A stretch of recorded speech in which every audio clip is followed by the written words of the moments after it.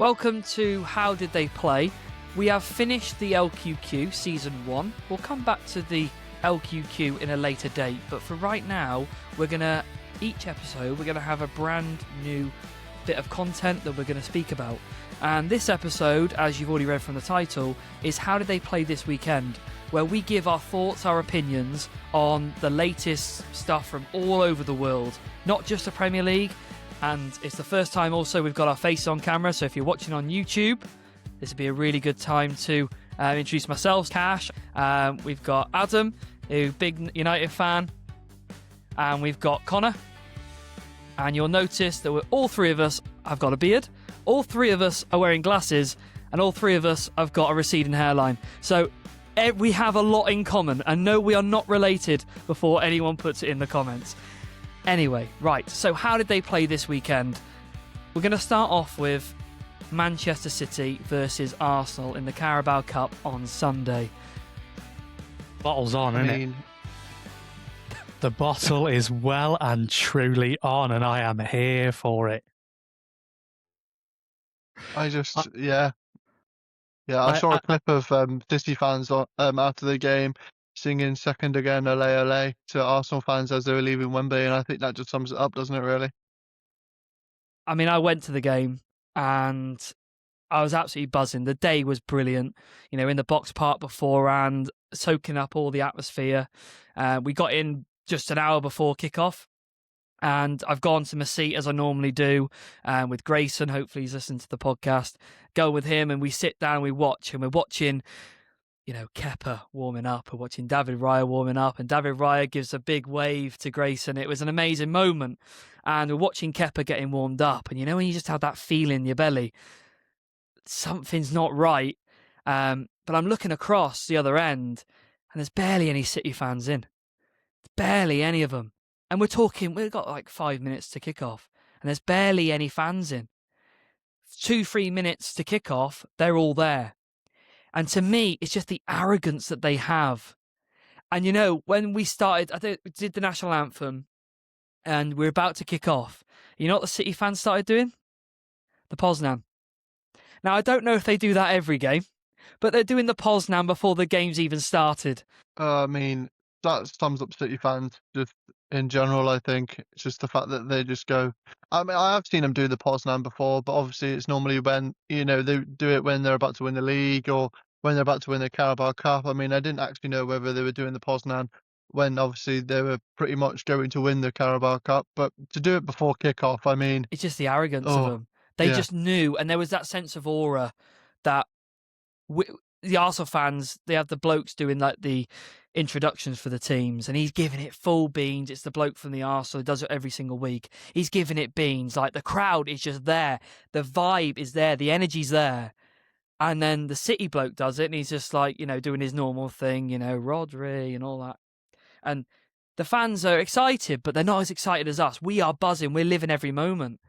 And then to go and play where the players have not played every single moment. They've not played every single ball. And I know that we're talking about Arsenal here, which is the club that I love, I support, and I don't miss a game. And a lot of people have said, I could see that performance coming. Yeah, I could. A lot of people have said I didn't expect them to not give it 100%. No, I could expect it because Arteta is scared of Pep. And not only that, but the players are scared as well. 100%. I 100% agree. I think you go back to last season, was it? When, again, you were fighting for the league. You go to City away. I'm pretty certain that was that game. And, there's no idea of trying to actually score a goal. I don't know whether it was last year, actually. It might have been the year before. No, it definitely was last year when we literally sat and parked the bus and didn't kick a ball for 90 minutes. Not trying to go and win the game. The amount of times that Kepa got the ball right, and Kepa's had this problem all season. When he's played in the Carabao Cups, he played against Mansfield, when he plays against Portsmouth, he'd get the ball on the edge of his 6-yard box. He's received it off Gabriel, and he's looking up, and he takes so long to pass the ball, and he just goes, nah, I don't fancy it. So eventually the players end up just being like statues. So their press was locked on to press in the 4-2-4, cutting off the passes to the fullbacks, but it was stopping him playing because they knew that Kepa, he rolled his foot. And I didn't realise, I was speaking to some of our work colleagues, that he took 36 seconds at one point to kick the ball.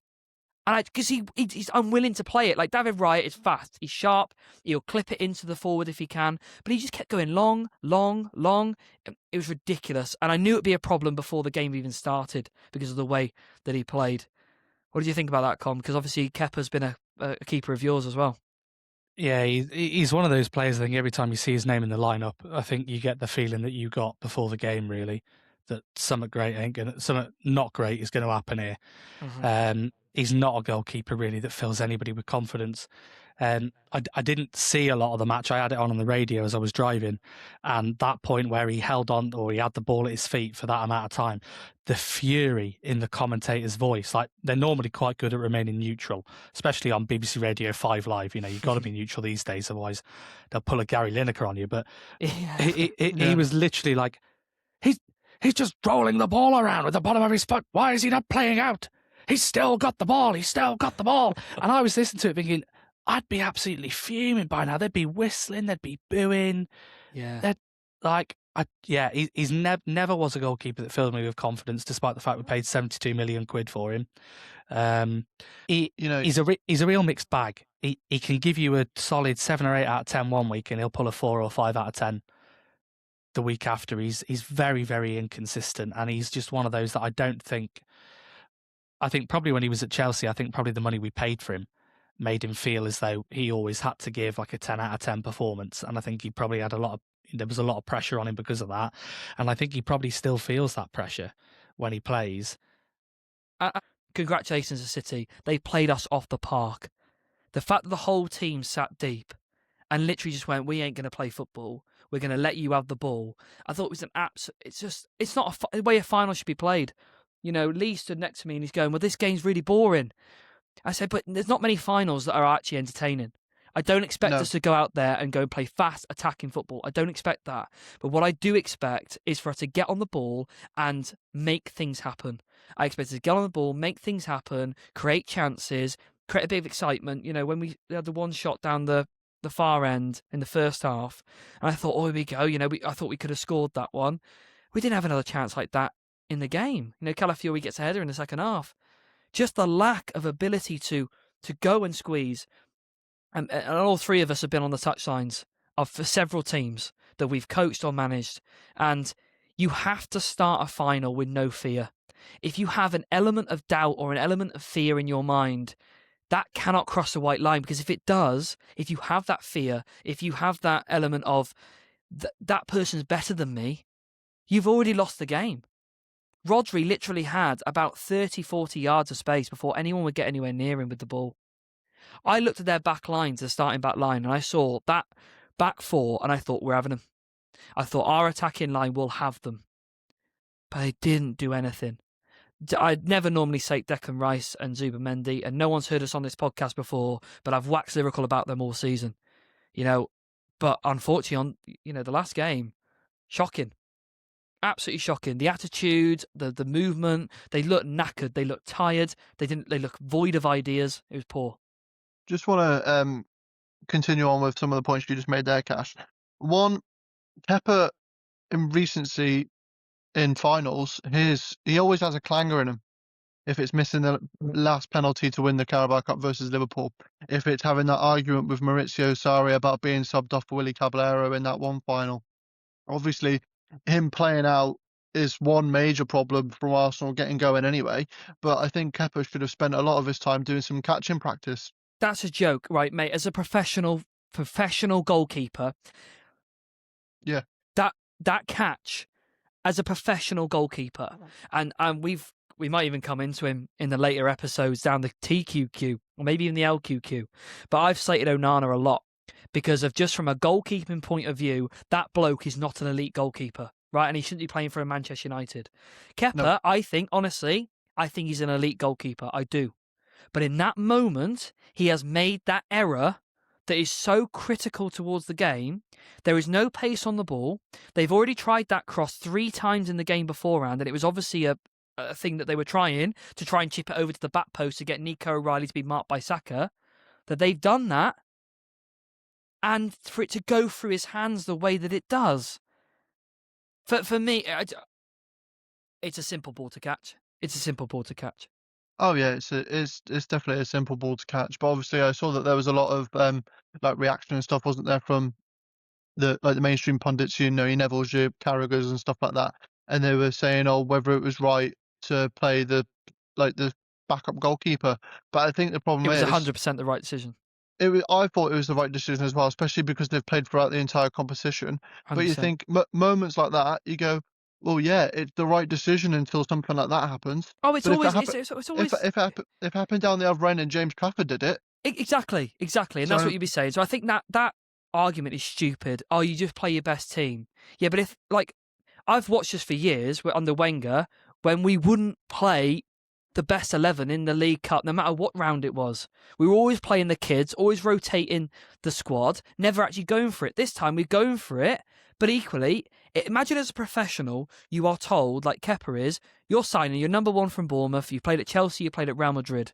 Again, not consistently, but he's played. He's been trusted as number one in both of those two clubs and trusted number one in Bournemouth. He's coming to Arsenal, you're going to be the number two, you're going to play in this cup. Because he ain't playing in the Champions League, he's playing in the FA Cup, until a certain point potentially, but he is playing in that Carabao Cup. As a professional athlete, if you're telling someone that is the case, then they play. Unless they're injured or they can't play, then he plays. And I think, honestly, with his 100%. attitude and knowing from him before when he didn't refuse to come off, Con, if you'd have told him he wasn't playing, he'd probably just walked out there anyway and said, I'm putting my gloves on and I'm playing. Well, that's the thing. Do you think he still gets trusted now in the FA Cup? My dad was saying, absolutely not. You don't. He never pulls on a shirt again.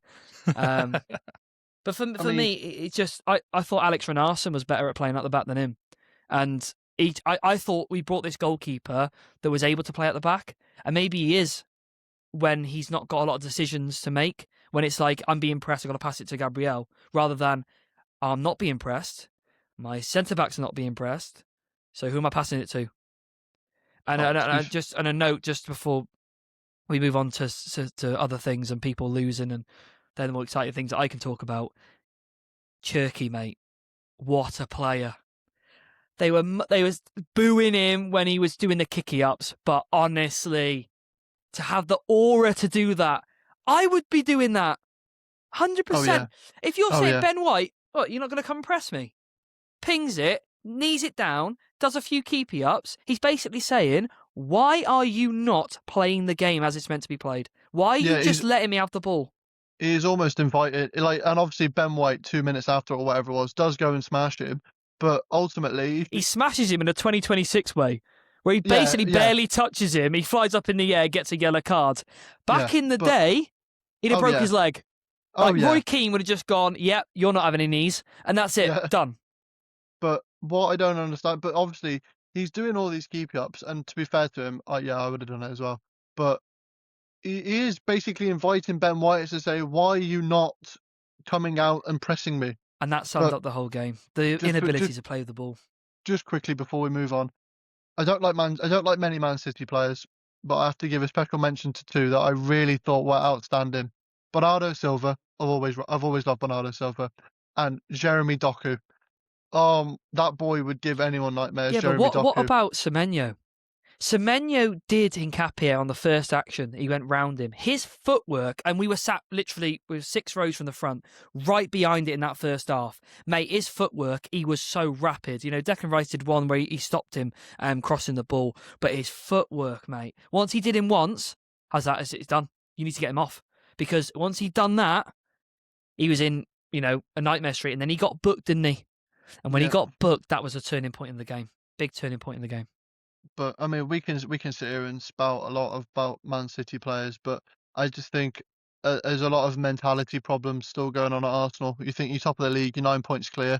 I mean, you should realistically win the league, and you should be going into that game with the mindset of saying, okay, well, we're going to beat Man City because we're going to win the league as well. And I just think that there's still underlying problems there. And I also think that the game at the Etihad, I don't know whether it's this coming week after the international break or whether it's a week after, but that's a massive game. Yeah, it's not long till that game. So I'm going to move on from City. Congratulations for City for winning that. I think I've got everything off my chest from an Arsenal point of view in the limited time that we have. Next, we're going on to your club, Con, getting demolished 3-0 against Everton. Talk to me about the Rosenior, whatever his name is. Talk to me. I mean, there's part of me that just does not want to give that bloke any more airtime than he's clearly trying to get. That bloke is just in it for his own image, for his own career, for the media attention. You know, we have a saying in English where we say manage because you age the man. Well, tell me, Mr. Liam Rosenior, what men are you aging in that squad? Because half the squad are still boys. We lack experience. We lack any know-how. The style of play, explain that to me, because I'm as baffled as anybody else is.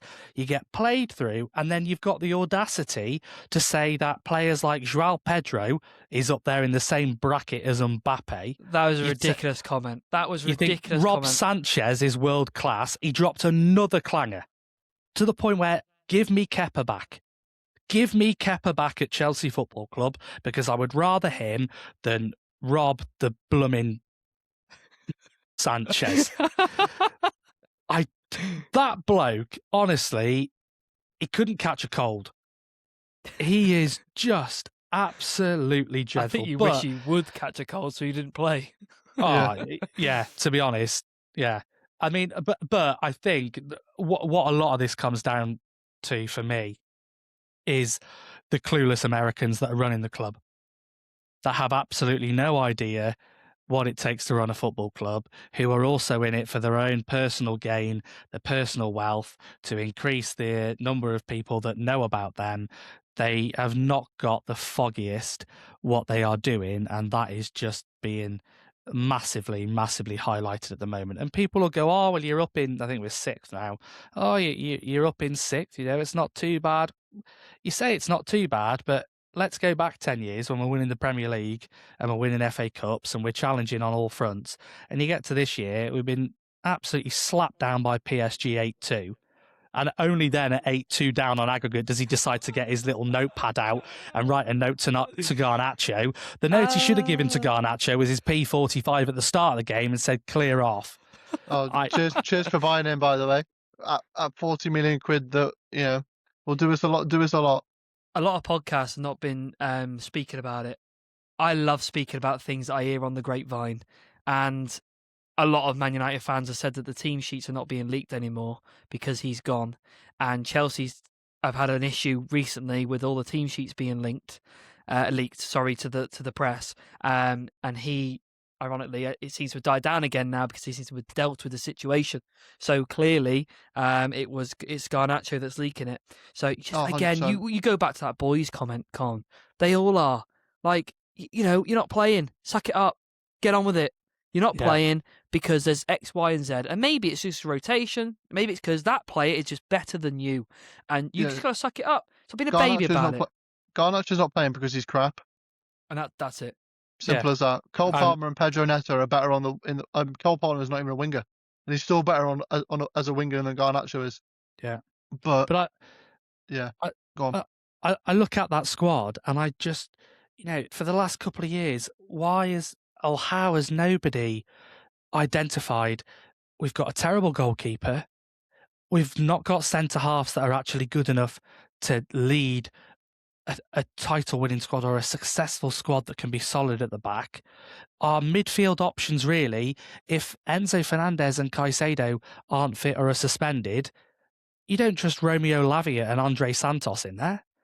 And then even going forward, yes, but João Pedro scored goals this season, but he's not going to score goals consistently at the level that you need him to score goals at. Liam Delap's been an absolute cartor. Just wants to hit people. Pedro Neto blows hot and cold. Jamie Bino Gittins, can we please stop buying Bundesliga wingers? Can we just please stop? Because they're awful. They're absolutely awful. When was the last time he even played? I wouldn't even be able to tell you. I really wouldn't know. I completely forgot that he played for you lot, I'll be honest. He's not shown for me any ounce of class or quality at all. You might know though. Is there a difference in the money that you get if you finish second, third, or fourth? So when you qualify for the Champions League, is there a difference in the money that you get? Yeah, There is, yeah. Is it a difference between a lot of millions or? it's a few. It's a few, yeah. It's not, it's not a couple of quid. It's Because it's what a I'm few. thinking is from a business point of view, because they are very business orientated, that if they win the league, great, but they're not bothered about it. But if they don't qualify for the Champions League, that's when they got a real issue because they want the consistent roll in the money. So they factor in that we need so much money to come in for the next season. But if there's not a big gap between the second, third, and fourth, then is there an incentive to go and finish as high as possible? Or is it, what, we'll lose 3-0 at Everton, but, we'll win next week? Will they win next week? Don't know. Doubt You got it. City. You got City. Away. No chance. Well, Oh, chance. just while Con finds this out, shout out to Reece James, by the way. Signs a new 6-year contract and then gets instantly injured. how long's he out for? It could be long 3 term. months. 3 months. Yeah. Shout out to Reece James. He's getting that bag. The best fullback that just can't play football consistently for a long period of time. If he was actually fit, he would be one of the best right backs in the world. As Liam Rosenior rightly said, with his ludicrous comments, but he can't stay fit for more than 5 minutes. He is such an egotistical, self-centered, as you said, media-driven. It's just all about him. Yeah. Ironically, us on this podcast, but it's all about him. I've never seen a manager like Mourinho, you could argue, right? And when he came into the job, it was all about him. But I felt like there was, one, results to back it up. He just come off the back of winning the UEFA Cup of Champions League. He just won the Champions League with Porto. He'd won the Champions League with Porto that year, and he'd won a treble the year before. Liam Rosenior just finished 7th with Strasbourg. Like, What do you say about the way that he's speaking? I just find it's just so like performative, and it's like I think he's aware of the media attention that it's getting, and he's thriving on that. I read a quote from, I think, Kevin Kilban. I don't know what platform it was on. I don't know, he does a bit of work for BBC Sport, I think, but he'd said something about he never talked like that when he was a player, and it's almost like he swallowed a psychologist's book and he's just regurgitating it all, and it's coming back up and back out as absolute drivel. But yeah. As a player, and some of these players are playing for their countries regularly. Some of them have won silverware and have been successful at other places, or have won stuff at Chelsea in the last couple of years. How can you sit there in a changing room and listen to that without sitting there and wetting yourself? It's like one you buy off like Shein or something, or like Wish. It's really bad. It's really bad. Okay, so anything else more on Chelsea before we move on? Sack him. Talk about Sack him. Beto looked class, though, didn't he? To be fair, Beto looked class. 1 game in a year, like he always does. Beto looked class. I heard. Did me great in the fantasy. Say that. Oh, the fantasy's a joke. Honestly, I had no team. I was on the back of and we all play the Sleeper League, so it's slightly different to the Fantasy League where it's more of a draft. So you can only have the player. So I could only have Haaland, for example, and no one else can have Haaland. So my team is like full of Arsenal and City players, and I basically had 5 players starting for me. I've won 8 on the bounce, and then I get to that game, and Alex Beeman has beat me because, and even though I had Igor Jesus who scored me, a goal, and we'll get onto that shortly, but yeah, it's an absolute joke. Anyway, right, let's go on to United. So on Friday night, United played Bournemouth and drew 2-2. So, Ad, what were your thoughts on that? I won't get into the controversial VAR decisions, even though I agree with one of them, and we'll get onto it. But I thought, just for the result in mind, Friday night, I thought it was a poor result. But actually, when you look at the weekend's fixtures and how they laid out, obviously with Chelsea losing, Liverpool losing, Villa did win in the end, but with Liverpool and Chelsea losing, I actually thought a point away at Bournemouth was actually a decent result. But I think it's a decent result away at Bournemouth. They're a good side. But I think it's How been. the mighty have fallen, honestly. Don't talk to me Get in, about lads. that. Get in, lads. Don't talk to me Point away at about Bournemouth, come on. that. But Name me one Bournemouth player that you'd have in United side. Right. So it's a great point away at the team that I don't take no one from. I don't mind that Truffert at left back, to be fair.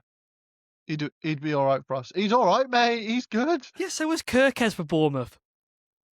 Yeah, well, you know. Oh, you Charlie take Daniels was Ariola, class. wouldn't you, as your manager? Who? Charlie Daniels, mate, he was class. Mate, we're not doing the LQQ now. We're not speaking about 2008. Anyway, I want to mainly talk about, I don't know whether you boys have seen the clip or not, but I was absolutely raging all weekend. How is that not a penalty on Ahmad? How is it not a penalty? That I speak about Truffert being class. He literally wrestles him to the ground. He wrestles him to the ground. Ahmad does him on the inside, and he literally puts one arm on the shoulder. Then he uses his other arm to push him over, and the referee doesn't even look at it.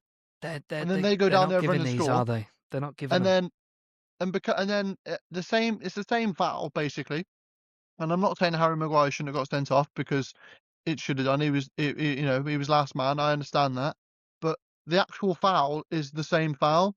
So if you're giving the Harry Maguire one, why are you not giving the Ahmad one? And I've nailed it down to I think managers are scared to give 2 penalties in a game. Referees, you mean? Referees, yeah, sorry, referees. I really think referees and VAR in particular are too scared to give the same team 2 penalties in a game. Because if they happened on different days, if they happened one against Bournemouth and then one when we play Leeds after the international break, the Ahmad one gets given and the Cunha one gets given. But because they happened both in the same game, quite close to each other, I think that they were too scared to make that decision. Genuinely. I think why else? Why else is it referees, mate? Why else has it not been given? It's the consistency in it and the lack of it. You know, if yeah. And the biggest problem that's going to be is now they want to use VAR for corners and for yellow cards as well, which means there's going to be so much more inconsistency that comes in with that. Let's not go down the referees. They're a different pod, mate. I haven't got the time. We have to do a 3-hour special to do or the emotion to talk about them. I got a simple solution: scrap VAR. Right. Get rid of it. Let's move on swiftly because we'll be here all day. Right. Sack it, like Rosenior. Sack it. So, like, Adam just said there, United drew 2-2 to Bournemouth. Great point away, apparently. How the mighty have fallen. You'll finish second again, right, mate, so honestly, don't worry. Honestly, if Amarin would have drew 2-2 to Bournemouth, to be fair, you'd have still been saying, "Oh, keep him in. It's working." Anyway, right. Spurs. Amarin drew 4-4 at Bournemouth at home, so at least we didn't concede so many goals this time. Okay. So let's talk about Spurs. Speaking of sacking, Spurs, mate. Spurs. Right. I'm putting it out there because I say this in person, but not on the pod. They're not going to go down. Okay. I was about to say that. Me and you have had many conversations, obviously away from this podcast, and I have said to you for weeks and weeks that they are going to go down. And you keep saying to me they'll get 3 wins, and that was 3 weeks ago, and they've lost every single game. So where are they getting these 3 wins from? Because it ain't coming. What do you think, Con? They're not coming. I really, really, really hope they go down. And after Sunday, I am more convinced than ever that they are going to go down. Right. So I think they will beat Brighton. I think they will beat Leeds. No. And there is potential that they win on the last day of the season. No, right? Everton will be pushing. They'll be pushing for Europe, mate. So I think those are going to happen. Sunderland, I said before 3 weeks ago. I said I think they'll beat Sunderland, but I'm not sure on that one. Sunderland away, no chance. No. Igor Tudor, mate. What? He's got. He's again an unlikable manager. He's got to go, and I think he'll go in the next 2 days. I think they're currently waiting because there's been some obviously horrific circumstances for him, which is It's bad awful, timing. absolutely awful. It's bad Yeah. timing. But I think, and Paul Robinson was saying this on 5 Live at the weekend, that the worst result they could have got was that draw at Liverpool, because it wasn't a good enough result anyway to help them in terms of their league position, but it kept him in a job for another week. It's kept him in the job for another week. They've got battered by Forest. Now is the time they have to sack him, really. Yeah. And then it's like, oh, do we do this from the football perspective, or are we doing this from the human perspective? It's that I couldn't believe when they got him in. I said that is a bad appointment, because everywhere he's been, everyone said, "Oh, he's the Sean Dyche of the Italian league." Yes, but he gets sacked after 6 months each time. Yet still keeps getting these top jobs. He's not the Sean Dyche of the Italian league, though, because I've seen that obviously he's been appointed for different clubs for short periods of time. But he was appointed at Lazio because they were trying to push to qualify for the Champions League. He was appointed at Juventus because they were trying to qualify for the Champions League. He successfully did that with both of them, but he's never been on the opposite end of the scale. He's always been trying to get teams into the Champions League, but that is a completely different kettle of fish. A, different league, and B, different style in general, trying to keep a team in the Premier League. I think his personality is just not suited to the Prem. And the players really need to look at themselves. Need to look at themselves. Christian Romero should not be the club captain anyway, because his disciplinary record is horrific. But again, this is another thing I heard on the radio on the commentary, was that he joined the Spurs attack, Forest win the ball back and race up the other end, and he's walking back. He's in no hurry to get back and do his actual job, which is to defend. And then I've seen the clip of the Gibbs-White goal. I think it was the second goal. And there's a play on the left, and he beats his man and puts it across. So Romero's just stood there in the middle. He doesn't make any attempt to move towards the ball, sees it go to Gibbs-White. Gibbs-White rolls it in, and there's not even a reaction. And this was the biggest thing that frustrated me at Shrewsbury last season, when we were just absolutely dire and getting relegated, is there was no reaction from the players. There was no turning around and telling people, that's your job, you do this, you do that, you should be there, you should be doing that. There was nothing. There is also almost now a sort of resigned feeling, I think, at that club that they could well go down. And do you know what? They'd absolutely deserve to. With Arsenal, and going through the years I've watched them, the year when Wenger retired he's basically retired, hasn't he? You know, when he retired from Arsenal, and that team we had, I think that team is worse than the Spurs' current side. But I believe that the timing of it, and maybe the fact that we had Wenger, but that side I think was worse. So if that side is worse, I believe if that team was in the modern era now, I think we'd be in the same position that Tottenham are, because there are too many soft players that play for that team. Too many players who only want the ball, they don't want it without it. You know, Conor Gallagher, bless him, I think the world of him. I think he's a great, great footballer, but he's being shoehorned into positions left, right and centre, not being played to his full potential. You know, you got the back line is terrible. I think Van der Ven's an amazing defender, but the biggest thing is confidence. And as soon as you know, an organisation, when something goes wrong and it's going consistently wrong, people start to jump off that ship. And at the moment, they concede a goal, they are just collapsing. If the 0-0 is okay, they concede, that emotion, that confidence just goes. All of them are checked out. Yep. All of them are, and all of them know that your Van der Ven's of the Spurs side, who are, I believe he's a top centre half, Van der Ven. I think he's brilliant, one-on-one defending. But he's checked out because he knows if they get relegated, he will 1,000,000%. Someone will want them. Someone will buy them. Every single player in that team, if I said to you, you know, as backup striker, do United or Chelsea want Dominic Solanke? You'd say, yeah, you know what, I would. Premier League proven striker, scores goals, not consistently, but you'd have him. Any of those players you would have in your team or a part of the squad. And that's the problem that they've got, is that so many of them, because they're all individual entities, that they know someone will have them. They're going to stay at that top level. Without a shadow of a doubt, I'd have Mickey Van der Ven and Conor Gallagher in a heartbeat at United. Maybe not starting every week, but I'd have them in the squad. Van der Ven probably more so. But I think every good team needs a Conor Gallagher in their squad. Every good team, yeah. Every good team, but He should be Chelsea captain right now. we he talk should. about questionable quality. Vicario, He's worse. He's questionable. worse than Kepa. He is. He's He is. questionable. He's the worst goalkeeper in the league. Oh, he's not quite as bad as Bobby Sanchez, I don't think. I'd argue it.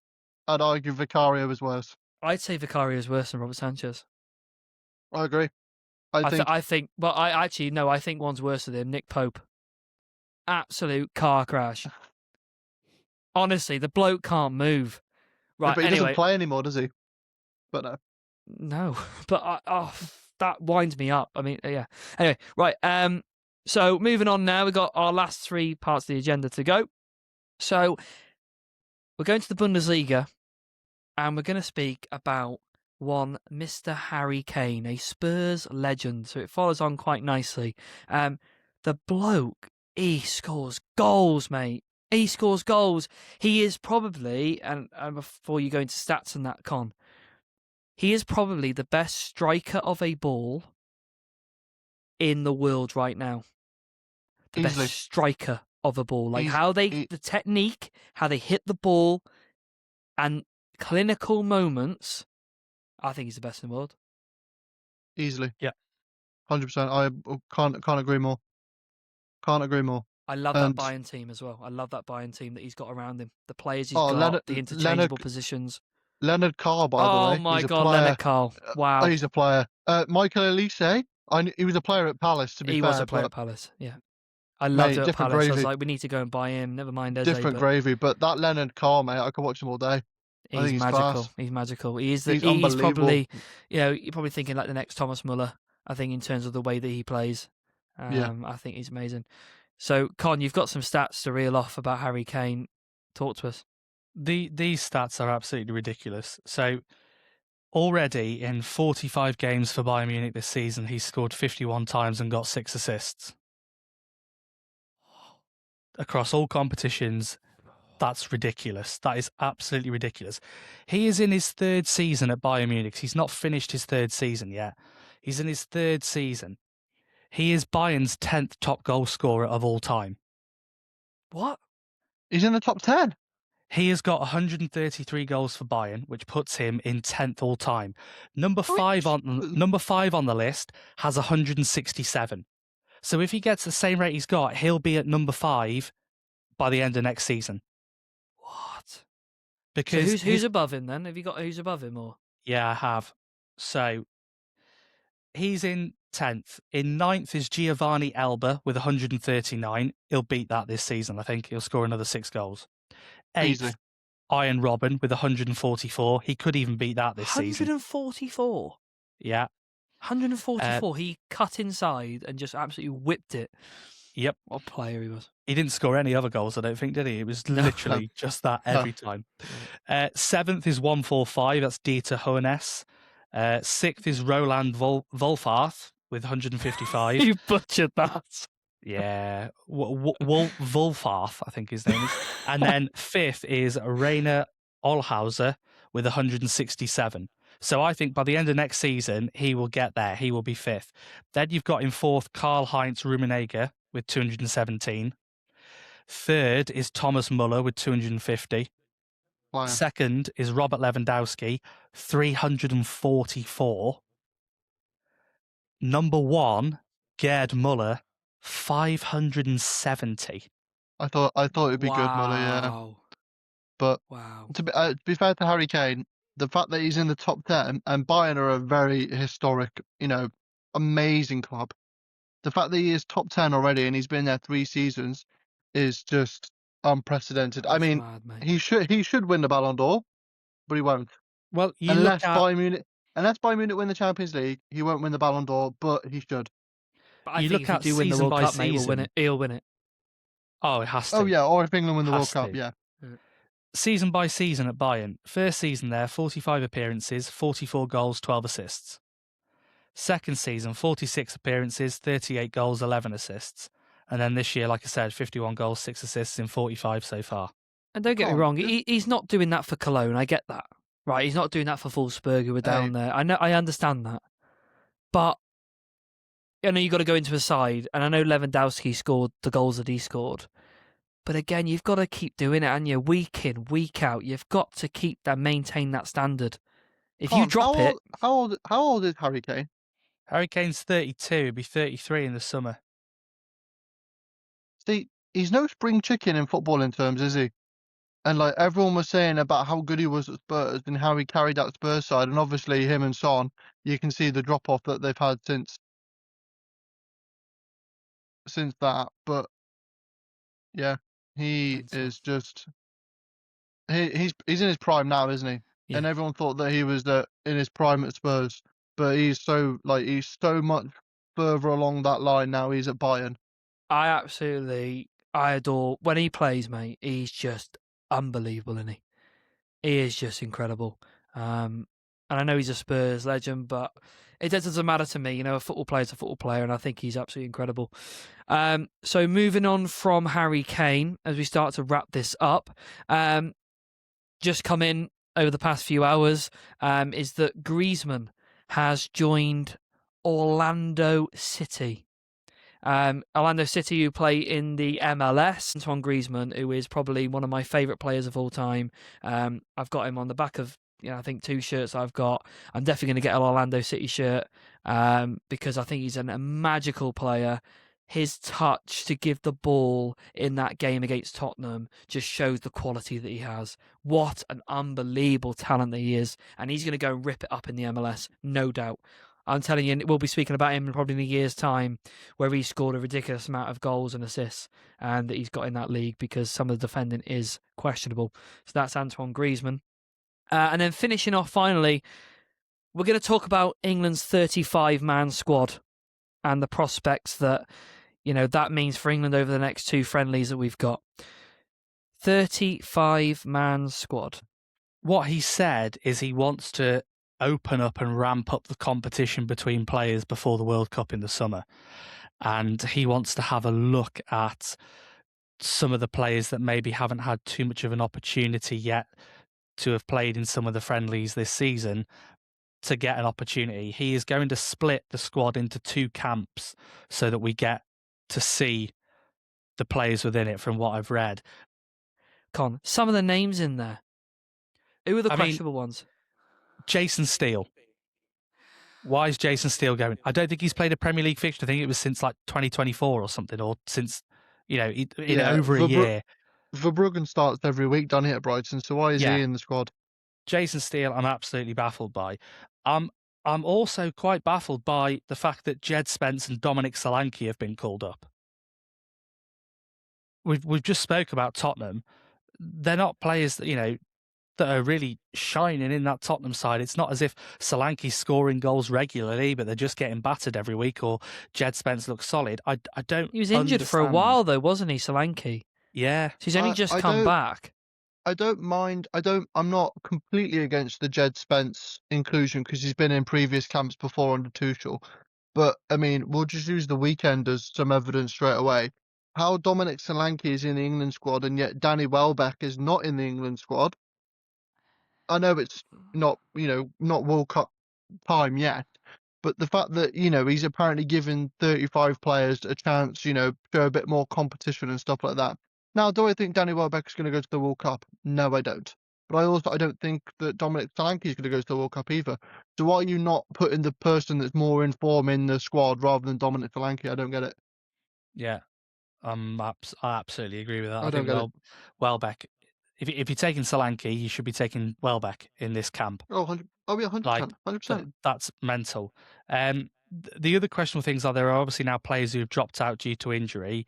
Jarell Kwanzaa has dropped out and he's put Ben White in, which is Ben White's first call up into the England squad for a long time since he was put in his place by Southgate and Holland. I'm biased, and I'm biased. I really like Benny White. I think it's really good.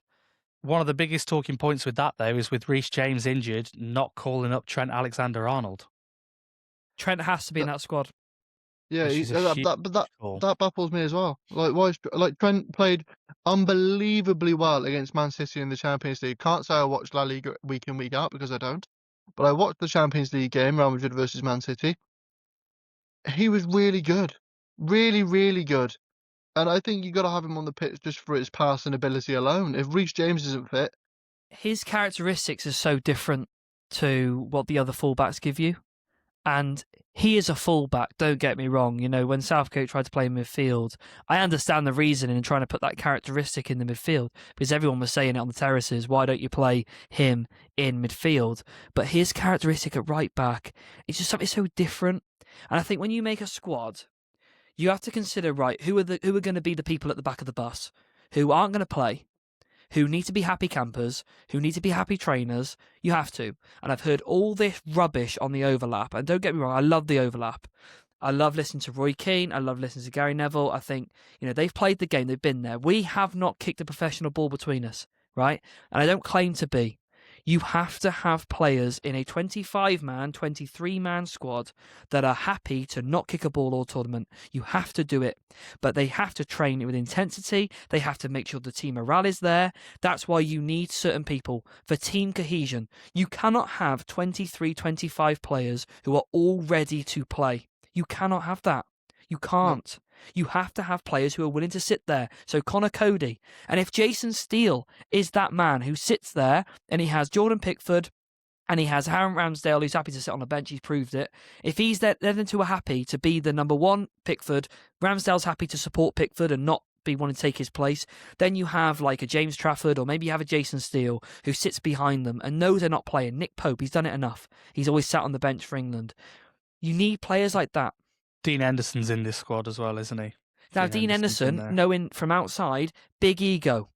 Big ego. It believes he should be playing, believes he should be the number one. Again, don't know him as a character. But if he's happy to sit on the bench, but train hard, train well, you have to have him in the squad. Some of these players that you're giving a trial to, they must know that they're not part of that 23, 25 man. They must do. Well, I just think it's token caps or token training. I get it from an individual why you'd go. I get it because you go, I'm going. But come on. 35 man. Just quickly, Con.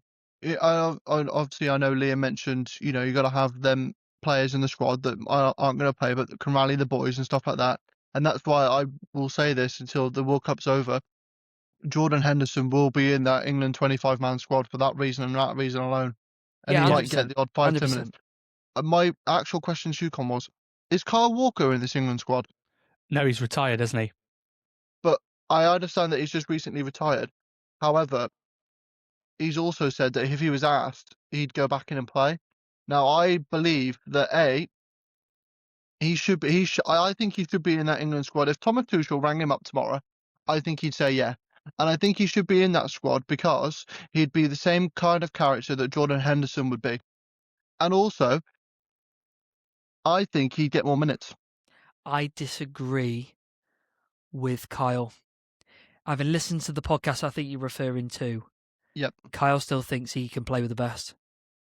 And he believes he's the best right back. He probably knows that Reece James is probably the best at the moment, but he's saying, well, why aren't I playing the right side of a three? I think he genuinely believes in himself. And you have to. You have to at the elite level. You have to think you can play. You have to. And if you want to compete at the highest level, you've got your coasters who understand their role. But Kyle Walker, he believes he is the best. Whereas Wayne Rooney was saying completely the opposite, wasn't he? He was basically saying, if I'm not good enough, I don't want to be picked. But he knew that he couldn't be part of a squad where he's not being played because he knew he didn't have that. He couldn't rally the boys. He just rather pull himself away, and that's what Wayne Rooney did. He pulled himself away, like he admitted to saying. So I think Carl's done the same. I think you've got to, obviously it's a lot of the ego and the mentality side of it as well. But I think you've got to understand as well it's the quality side of it. Like with Wayne Rooney, you're not going to put Wayne Rooney in the England squad, are you, to rally the boys? Wayne Rooney was going to be in the England squad to play, and I think maybe what you're saying about I think that's what you're saying about Kyle. Like I was about to say, I think if he still thinks that he's the best right back in England, if he wants to believe that, he can believe that. But and he has to. Yeah, he has to. Yeah, but obviously, no. But I agree. If he's going to be like that, then he shouldn't be in the England squad. But I think you mentioned it about I mentioned it about Jordan Henderson, who at this point in time, obviously, I know we're not. I'm talking about the World Cup camp here. Who at this point though is going to be like the 3 or 4 players that aren't going to play? Who's he going to pick? Jordan Henderson will be one. but he probably needs another 2 or 3. Well, I think Dan Burn could be one. I think Dan Burn might go, but I don't think that he'll play. And I think he'd be quite good for that. He seems to be a real leader at Newcastle. I think he's pony, but yeah. But I think we're at a weird stage in England, and I think when we do our World Cup previews later in the summer, and when we actually know the squad, and we can start talking about the group stages in a few months' time, I want to have that conversation then, because I feel like we're in a real interesting place as England. I think we're in a massive grey area. I think we're either going to win the whole thing, or be knocked out in the group we're going to stages. crash out. Yeah, I think it's going to be either end. I think we're going to win it or crash out. I think there's no in between. I think that's what'll happen. So I'm going to end this episode there. So are we not talking about the breaking news that's just come through? What breaking news? Mo Salah has just confirmed that he's leaving Liverpool in June. What? Yeah, Mo Salah has just come through. I just had a couple of notifications. Mo Salah is leaving on a free, even though he's still on that massive contract. Liverpool are allowing him to leave for free in June. And Liverpool Football Club have also tweeted it out as well, so it is actually happening. He is leaving in June. Done. Sayonara. Doesn't shock me in the slightest. It shocks me that Liverpool are allowing him to leave for free, even though he's on like 350 grand a week, and still got probably 2 years maybe on his deal. But he's been well off it, Annie, this year. Well off it. Really, really badly. Really, he's been off it since Jota passed, I think. I've just seen that he has apparently walked away from the last year of the contract to allow him to leave for free. So he's said, no, I'm going to go and I don't want paying for it. See, I think there's too much. The Jota stuff, and I've said this throughout the entire year, when he went, and unfortunately that he did pass, I think that's such a key element in why Liverpool have done what they've done this year. To me, psychologically, to sit there and know that space is free in the dressing room, and I think Salah or Van Dijk, one of them sat next to him, didn't they, in the dressing room, I think? Yeah. I think it's a massive... You cannot underestimate the importance of that moment affecting what happened to Salah this season and Liverpool Football Club. And I think he has been wrongly slated for his performances based upon that, I think. I also think as well, and I obviously know that a lot of Liverpool fans have a certain feeling toward Trent Alexander-Arnold this season, especially him going to Real Madrid. But I think a lot of his drop-off in performances is due to the fact that he's not got Trent behind him. Now, Trent might not be the best defending at 1v1, but the service that he was supplying for Mo Salah, it was impossible to miss some of the chances that Trent was giving him. Impossible to miss. And I also think as well, there's less legs in midfield than there was, especially when you think about Mo Salah when Klopp was there. I don't think Gravenberch and McAllister can get across the grass a lot. Like they can't get there as good as the rest of them. And I mean, Jota played a similar role, God rest him. But I think he misses Bobby Firmino massively. That was a while ago, that. I think he does. I think he's missed him. I think he was missed him when Darwin Núñez was up front. I think he obviously missed him when Jota was playing for Liverpool as well. I think him dropping in, allowing Sadio on one side, allowing Mo on the other, was why that's them seasons that they were there. He was one of the best in the world, and he has fallen off a cliff. Okay, well, I'm going to remember him for all the amazing things that he's done. So whatever he goes to do next, good luck to him. So that is the podcast done for How Did They Play this weekend.